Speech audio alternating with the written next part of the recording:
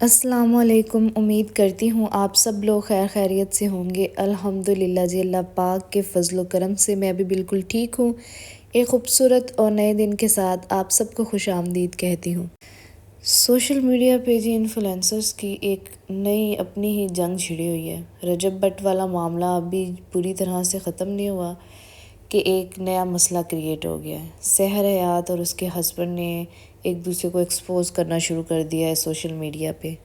مجھے سمجھ یہ نہیں آتی کہ ان لوگوں کو کیوں اتنی ضرورت پیش آ رہی ہے کہ اپنی زندگیوں کو کھول کھول کے سوشل میڈیا پہ بتا رہے ہیں، اپنا ہی تماشا خود بنائی جا رہے ہیں۔ یہ ویوز کا چکر ہے یا کیا معاملات ہیں، یہ تو اللہ ہی بہتر جانتا ہے۔ لیکن بہرحال اپنی پرسنل چیزوں کو جب بندہ ایکسپوز کرتا ہے تو وہ چیزیں جو ہے وہ پھر تماشا بن جاتی ہیں، کچھ بھی پرسنل نہیں رہتا۔ اس سے بہتر ہے کہ انسان اپنی چیزوں کو پرائیویٹ رکھے، اپنی پرسنل لائف کو اتنا ایکسپوز نہ کرے کہ لوگوں کو جو ہے وہ پورا رائٹ مل جائے کہ وہ کچھ بھی کہہ سکیں۔ خیر، جب سب اس مسئلے پہ بات کر رہے ہیں تو میں نے سوچا کہ میں بھی اپنی رائے کا اظہار اس پہ ضرور دوں گی۔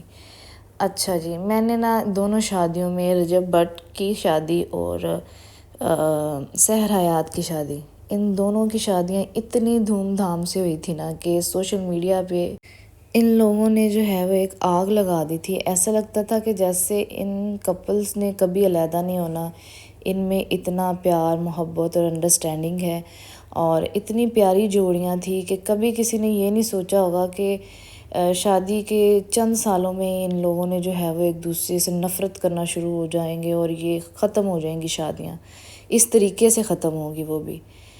اچھا، ان دونوں شادیوں میں ایک چیز کامن ہے، ایک مسئلہ کامن ہے۔ میں نے سوچا کہ اس مسئلے پہ بات کرتے ہیں اور دیکھتے ہیں کہ دونوں فیملیز میں کون اپنی جگہ ٹھیک ہے اور کون غلط ہے۔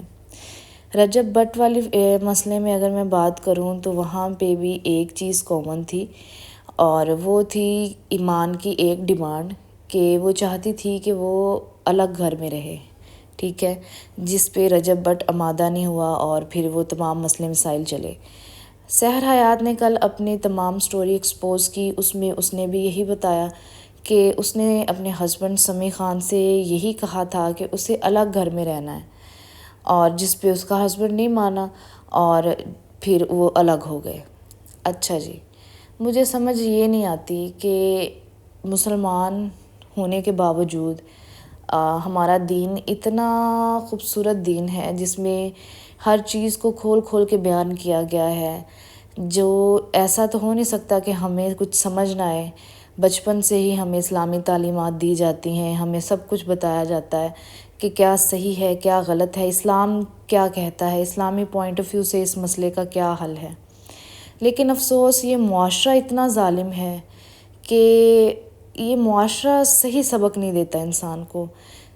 مجھے سمجھ یہ نہیں آتی کہ یہ مماز بوائے جو ہیں یہ اس بات کو کیوں نہیں سمجھتے کہ اسلام میں دور دور دور تک کہیں بھی جوائنٹ فیملی سسٹم کا کہیں بھی کوئی کانسیپٹ نہیں ہے۔ لہٰذا اللہ تعالیٰ نے اس چیز کو ہی پروموٹ کیا، ہمارا دین اس چیز کو ہی پروموٹ کرتا ہے کہ اپنی بیوی کو لے کے الگ گھر میں رہیں۔ آپ کی بیوی کا بنیادی حق ہے کہ اسے ایک کمرہ، ایک کچن، واش روم دیا جائے، ٹھیک ہے، اسے سیپریٹ رکھا جائے اگر وہ آپ کے ماں باپ کے ساتھ نہیں رہنا چاہتی۔ اور قطعی یہ نہیں کہا گیا کہ اگر بیوی یہ ڈیمانڈ رکھے تو آپ اسے چھوڑ دیں یا تعلقات خراب کریں یا لڑائی جھگڑے شروع کر دیں۔ یہ آپ کی بیوی کا بنیادی حق ہے، اس کو یہ چیزیں پرووائڈ کرنا، الگ رکھنا آپ کی ذمہ داری ہے۔ یہ بات کیوں کی جاتی ہے کہ ہمارے ماں باپ نے ہمیں پیدا کیا، ہمیں پالا پوسا اور اب ہم انہیں نہیں چھوڑ سکتے؟ اس پوائنٹ پہ آ کے دیکھیں، ہر ماں باپ ہی پیدا کرتا ہے، پالتا پوستا ہے، یہ ماں باپ کی ذمہ داری ہوتی ہے، ٹھیک ہے، یہ کوئی احسان نہیں ہوتا ماں باپ کا۔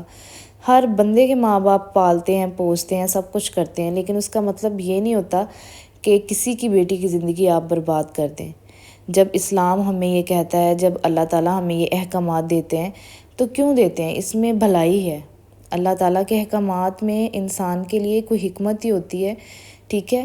دنیا میں سب سے پہلے تخلیق میں آنے والا رشتہ میاں بیوی کا تھا۔ حضرت آدم علیہ السلام، جب اللہ تعالیٰ نے حضرت آدم علیہ السلام کو بنایا تو ان کی تنہائی کو دیکھتے ہوئے اماں حوا کو بنایا، ٹھیک ہے، ان کے لیے بیوی پیدا کی، اس کے بعد پھر ماں باپ بنے وہ۔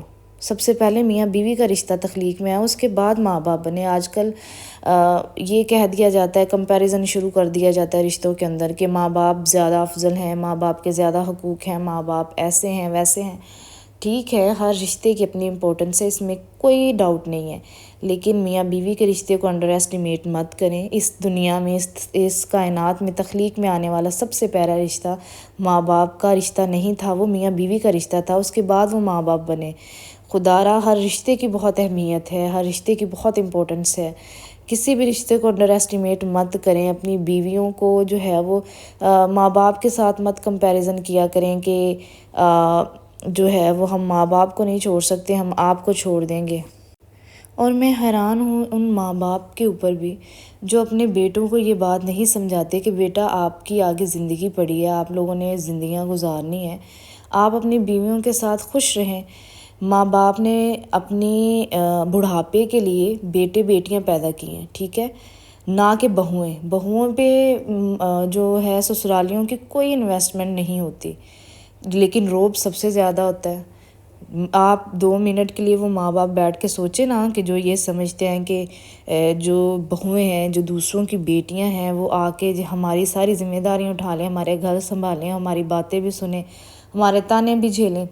آپ 2 منٹ بیٹھ کے یہ سوچیں کہ آپ نے اپنے لیے، اپنے بڑھاپے کے سہارے کے لیے جو ہے بیٹے بیٹیاں پیدا کی ہیں۔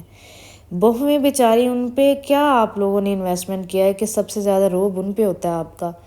الگ ہونے کا مطلب ہرگز یہ نہیں ہے کہ آپ کے بیٹے کی ذمہ داری ختم ہو جاتی ہے۔ مرد کی اتنی ذمہ داری ہے کہ وہ اپنے ماں باپ کی ٹیک کیئر کرے، ان کے اخراجات اٹھائے، ٹھیک ہے، ان کو سنبھالے۔ وہ مائیں ذرا تھوڑی دیر بیٹھ کے سوچیں جو اپنے بیٹوں کا گھر صرف اس وجہ سے بسنے نہیں دے رہی کہ ان کی بہویں ان کے ساتھ نہیں رہنا چاہتی، الگ رہنا چاہتی ہیں۔ وہ ذرا تھوڑی دیر کے لیے بیٹھ کے سوچیں کہ وہ اپنے اس ٹائم میں کیا چاہتی تھی، جب وہ خود بہویں تھی، جب ان جوائنٹ فیملی سسٹم میں رہتی تھی، اس ٹائم پہ ان کی بھی یہی سوچ تھی، وہ بھی الگ ہی رہنا چاہتی تھی، وہ بھی آزاد ہونا چاہتی تھی، انہیں بھی گھر کا کوئی فرد اچھا نہیں لگتا تھا، کیونکہ سب کا جو رویہ ہوتا ہے جوائنٹ فیملی سسٹم میں، ایک عورت کے ساتھ، ایک بہو کے ساتھ، وہ ناقابل برداشت ہوتا ہے، وہ کوئی عورت نہیں برداشت کرتی۔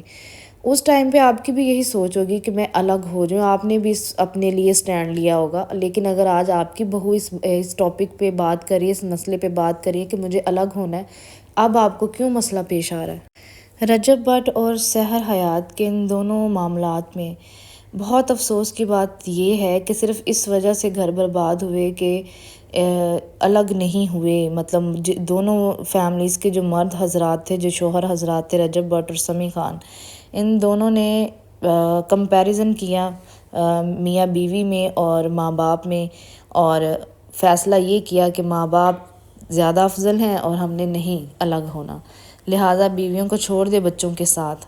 دونوں کے بچے تھے، دونوں نے اپنے بچوں کا بھی نہیں سوچا اور بیویوں کو جو ہے وہ خدا حافظ کہہ دیا۔ بے شک طلاق ایک حلال عمل ہے، لیکن یقین مانیں اللہ پاک کا سب سے زیادہ ناپسندیدہ عمل ہے، اس چیز کو اپنے مائنڈ میں رکھیں۔